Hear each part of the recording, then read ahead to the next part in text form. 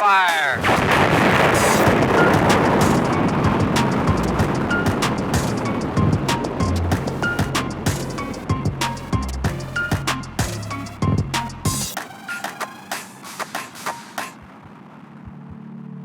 Sylvestre, les Chinois sont-ils allés sur la Lune? Ah, une question certainement d'actualité. Pourquoi?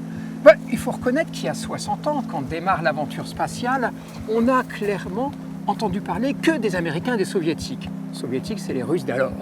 Ces Soviétiques d'alors, c'est eux qui commencent tout. Première fusée, premier chien dans l'espace, premier homme dans l'espace, première femme, et en ce qui nous concerne, surtout le premier survol de la face cachée de la Lune, et ça, c'est extraordinaire.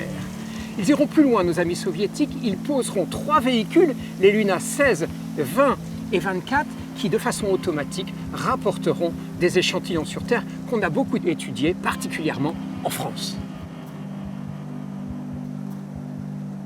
Oui, alors c'est vrai, c'est chinois. Au début des années 2000, on les entend à peine explorer l'espace. Ils commencent à découvrir la science spatiale.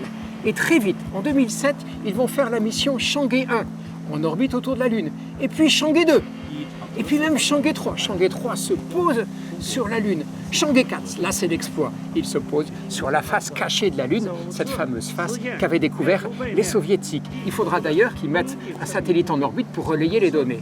Et de Chang'e 4, ici derrière moi, descend Yutu, le lapin de jade, cet extraordinaire rover qui explore depuis presque 2 ans la surface. La nuit, il fait très froid, moins 200 degrés, il se met en sommeil. Le jour, il fait très chaud, à peu près 180 degrés, et il fait son petit bonhomme de chemin. C'est un exploit. Jusqu'où vont-ils aller? Eh bien, au moins jusqu'à Chang'e 5 en décembre 2020. Il se pose à la surface, Chang'e 5 récolte des échantillons, les met en orbite et les transfère vers la Terre et se pose avec succès. Quel exploit! Jusqu'où iront les Chinois? On ne sait pas bien, mais je parie qu'un jour, il y aura un taïkonaute qui marchera à la surface de la Lune.